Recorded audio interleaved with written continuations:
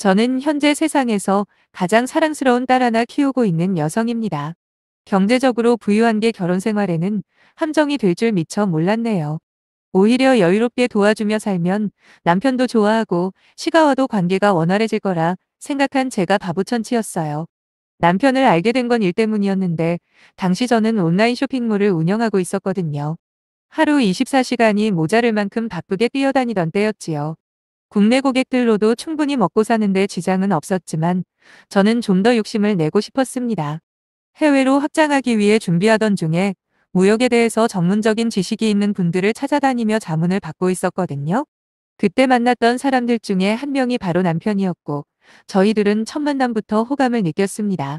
한 번만 만나고 헤어지기에 남편은 꽤 괜찮은 남자로 보였어요.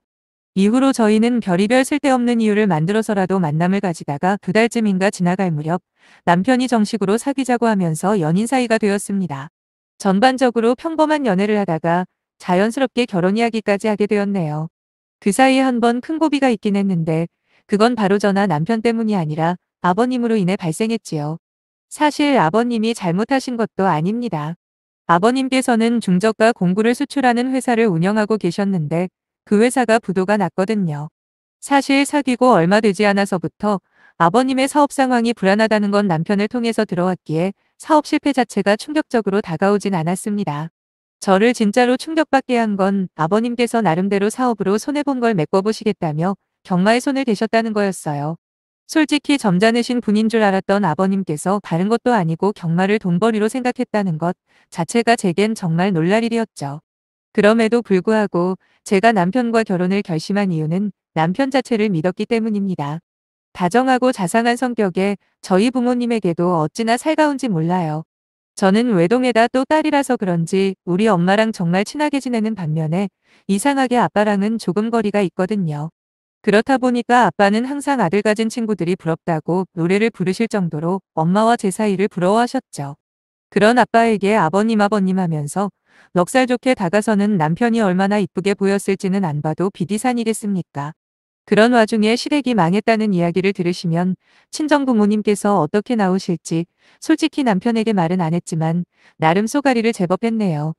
돈 때문에 헤어진다는 건 생각만 해도 너무 슬펐거든요. 하지만 다들 그러잖아요. 결혼은 현실이라고 말이에요.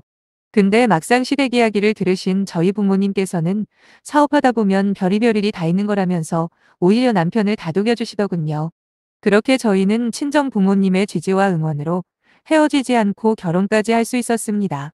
거기다 결혼식을 올릴 무렵 제 사업도 어느 정도 자리를 잡아가고 있었기 때문에 그 어떤 걱정거리도 없었어요. 친정 부모님은 오래전부터 제가 결혼할 때를 준비해왔던 28평 아파트까지 내주셨는데 남편 역시 다니던 회사에서도 승진도 하고 그렇게 저희 앞에는 핑크빛 미래만 남아있는 줄 알았죠. 하지만 남편과 문제가 생기기 시작한 건 절대하는 시부모님의 태도가 달라지면서부터입니다. 그전까지는 그래도 저를 좀 어려워하시고 어느 정도 선을 지켜주시던 분들이셨거든요. 아무래도 제가 회사원이 아니고 개인 사업을 하다 보니까 어버이날이나 명절에 자리를 비울 수 없을 때가 종종 생깁니다. 그럴 때는 명절 음식이라던가 며느리로서 해야 할 몫을 못한다는 게 죄송스러워서 용돈이라도 넉넉히 드리곤 했지요. 뭐 돈으로 때웠다고 뭐라고 하실 수도 있지만 그때만 해도 시부모님 두 분 다 진심으로 좋아하셨어요. 추가로 뒷정리하느라 힘드실까봐 설거지랑 청소를 도와주실 이모님도 불러드리기까지 했습니다. 제 딴에는 한다고 한 거죠. 근데 아이를 출산한 이후부터는 왜인지 저한테 고맙다는 말 대신에 바라는 게 점점 더 많아지더라고요. 애 봐준다는 핑계로 어머님이 저희 집에 연락 없이 자주 찾아오기 시작하는데 당시 저희 집에는 아이를 봐주시는 이모님이 계셨거든요. 말씀드렸다시피 제가 워낙 바쁘다 보니 도저히 도우미 이모님 없이는 이도저도 안 되겠더군요. 솔직히 어머님이 안 쏘여도 충분한데 그렇다고 손녀 보러 오신다는데 막을 수도 없는 거 아닙니까? 문제는 아이 봐주시는 이모님을 무슨 자기 수발 들어주는 사람으로 착각을 하셨는지 갑질을 자꾸 하셨다는 거죠. 반말은 기본이고 자기 며느리한테 돈을 받는 사람이니까 만만히 보시고는 온갖 잡일을 시키시더랍니다. 심지어 한 번은 점심 대후였서는 뜬금없이 콩국수가 드시고 싶다면서 콩물을 직접 만들라고 하셨다는데 이모님은 자기는 아이 봐주러 온 사람이니 음식해다 바치러 온 게 아니라고 그랬대요. 어머님은 노발대발하셔서는 돈 받고 일하러 왔으면 군말 말고 시키는 대로 하라고 소리를 치시며 아주 난리를 치신 모양이에요. 결국 이모님이 관둔다 어쩐다 하시는데 진짜 곤란해서 죽는 줄 알았습니다. 아시는 분은 아시겠지만 믿을 만한 이모님 구하는 게 보통 어려운 일입니까? 거기다 집안일을 도와주는 것도 아니고 제 아이를 돌봐주는 일인데 아무한테나 맡길 수는 없는 노릇이잖아요. 어머님은 이모님 보고 사가지 없다면서 당장 자르라고 하시고 이모님은 더러워서 그만두신다고 하고 며칠 동안 아주 곤혹을 치렀네요. 결국 한 달에 50만 원씩 더 드리는 걸로 하고 겨우 이모님을 붙잡을 수 있었습니다. 사실 아이를 꼭 이모님에게 맡기는 게 최선이 아니라는 건 알아요. 하지만 친정엄마는 3, 4시간은 차를 타고 가야 할 만큼 멀리 살고 계시고 그나마 어머님은 제가 싫습니다. 교육상 미덥지 못한 것도 있지만 그보다 어머님이 저희 집에 자꾸 오시는 요상한 의도 때문에요. 언젠가부터 걸핏하면 당신이 사시는 집은 너무 좁고 답답하다는 말을 입에 달고 다니시더군요. 그러면서 지나가는 말이기는 하나 같이 살면 좋겠다는 이야기도 꺼내시고요. 근데 그 이야기를 들어도 제가 아무런 반응도 안 하니까 나중에는 저희 집에 오실 때마다 자꾸 당신 짐을 조금씩 두고 다니지를 않나 졸려서 도저히 집에 못 가시겠다고 주무시고 가시는 횟수도 늘어만 가더라고요. 분명히 결혼하기 전에 남편이 그랬거든요. 어차피 자기는 막내니까 시부모님을 모시더라도 형들이 알아서 할 거라고요. 그런데 두 아주버님네 모두 먹고 사는 게 빠듯하다 보니 자꾸만 저희와 같이 살고 싶어하는 낌새가 느껴지는 겁니다. 그런 상황이다 보니 저희 딸을 봐달라고 부탁을 하는 게 고양이한테 생선을 맡기는 격 아니겠습니까? 그렇다고 제가 시부모님에게 못했다고 생각하지는 않아요. 빚 때문에 파산 신고까지 하신 아버님이 경제활동을 하시는 건 불가능했고 그렇다고 어머님이 이렇다 할 돈벌이를 하시는 것도 아니에요. 아주버님들도 겨우 빚만 안 지고 사는 형편인 걸 고려하면 결국 시부모님 생활비를 도와드릴 수 있는 건 저희뿐이잖아요. 만약에 제가 저 하나 먹고 살기도 빠듯했다면 또 모르겠지만 나름 풍족한 상황에서 모른 채 할 수가 없었습니다. 그래서 결혼하자마자 남편이 본인 월급에서 100만 원씩 시댁에 보내드리고 있었죠. 그 외에도 명절이나 기념일에는 저도 50에서 100만 원 정도 따로 챙겨드렸고요. 한 번도 아깝다고 생각해 본 적은 없습니다. 미운하고 오나 나와 결혼한 남자의 부모님인데 뭐가 아깝겠어요. 하지만 언젠가부터 어머님께서는 이 모든 게 당연하다고 여겨졌던 모양입니다. 올해 초에 친정아빠가 가지고 있던 재산의 일부를 정리하시면서 훗날 저한테 증여해 주실 목적으로 경기도에 있는 작은 원룸 건물을 하나 사들이셨거든요. 비록 사시는 곳은 머나먼 남쪽에서 살고 계시지만 아빠 친구분이 경기도에 사시면서 부동산을 하세요. 어차피 저한테 넘겨주실 거 가까운 곳에 있는 건물로 구해주신 건데 아빠가 어느 날 그 건물 이야기를 하면서 저한테 그러시더라고요. 건물 관리를 저희 시 부모님께 맡기면 어떨까라고요. 이미 시댁 상황은 저를 통해 충분히 다 알고 계시던 터라 그동안 계속 마음이 쓰이었답니다. 건물 관리라고 해봤자 사실 보안 분재는 경비업체가 따로 있었고 청소도 마찬가지로 전담하고 있는 회사가 따로 있다고 하시더군요. 그냥 말 그대로 관리만 하면 되는 거라 요즘 젊은 사람들이 쓰는 말로 치자면 꿀알바 같은 개념인 거죠. 안 그래도 시부모님 때문에 신경이 쓰였는데 친정아빠의 배려에 너무 감사했고 시부모님도 분명히 좋아하실 거라는 확신이 있었습니다. 하지만 제 이야기를 들으신 어머님이나 아버님께서 보여주신 반응은 제 예상과는 너무도 달랐어요. 어머님께서 질색을 하시며 당신이 건물 관리 같은 걸 어떻게 하냐고 하셨고 아버님 역시 지금 당신더러 싸돈 내 건물 경비나 하라는 거냐며 몹시 기분 나빠하시더라고요. 아니 아무 일도 안 하고 계시는 아버님 입장에서 경비던 뭐던 돈을 벌 수 있는 게 감지덕지인 상황 아닌가요? 하지만 그저 불평만 늘어쓰시는 모습을 보고 있자니 솔직히 며느리로서 이런 말 하기에는 뭐하지만 지금 찬밥 더운 밥 가리실 땐가 싶어 한심했습니다. 언제까지 사장님 소리에 취해서 사실 건가 싶기도 했고요. 아버님은 계속해서 당신 알기를 뭐로 아는 거냐며 화를 내시길래 다시 한번 정중하게 설명을 드렸어요. 하루에 한두 번만 나가셔서 건물 안팎으로 어디 부서지거나 망가진 게 있는지만 봐주시면 된다고요. 뭐 평양감사도 자기가 하기 싫으면 어쩔 수 없다잖아요. 비록 답답하기는 해서도 단지 그 일 때문에 이혼을 결심한 건 아닙니다. 하지만 이런저런 불평을 늘어쓰시던 어머님께서 마지막에 남긴 그 한마디는 참을 수가 없더군요. 어차피 니네 돈 많은 부모 죽으면 그 돈 전부 우리 아들 거 아니냐입니다. 그러면서 알량한 경비 자리 같은 걸로 자기들 부려먹을 생각 말고 통 크게 미리 좀 낸쓰라고 하시는 거예요. 가족끼리 나눠 쓰는 게 맞는 거라고 하면서 말이에요.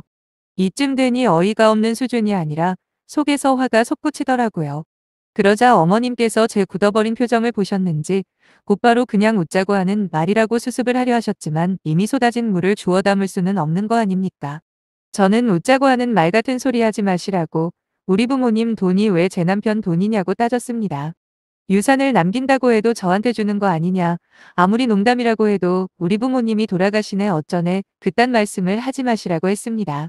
저는 그딴 돈 한 푼 안 받아도 좋으니까 그저 우리 엄마 아빠가 하루라도 건강하게 사셨으면 좋겠다고요. 자존심이 상하셨는지 어머님께서도 가만히 계시지 않더라고요. 어째서 그게 네 재산만 되냐고 나중에 우리 아들 재산도 되고 당신 손녀 재산도 된답니다. 그러면서 어떻게 가족끼리 니 거 내 거 따지냐는데 진짜 속이 뒤집어진다는 말이 실감이 나더군요. 그날 밤 남편에게 낮에 어머님과 나눴던 대화를 전했습니다. 저는 당연히 남편이 제 편을 들어줄 거라 생각했어요. 누가 들어도 어머님 말씀이 상식을 벗어났다는 건 알 수 있는 데다가 평소에 남편이 논리적으로 옳고 그름을 따지는 걸 좋아했거든요. 하지만 남편의 반응은 의외였어요. 아무래도 시부모님께서 사업이 망한 이후로 자격지심이 생긴 것 같다면서 오히려 돈으로 자기 부모님을 자극한 제가 잘못이라네요. 아무리 형편이 어렵다고는 해도 시부모는 시부모 아니냐. 그런데 기어이 돈 때문에 며느리한테 굽신거리는 걸 원하냐고 하더라고요. 정말 황당하고 어이가 없었지요. 그게 도대체 무슨 소리냐 따져 물었습니다. 그랬더니 남편이 하는 소리가 기왕 신경 써 드릴 거면 깔끔하게 도와드리면 얼마나 좋냐입니다.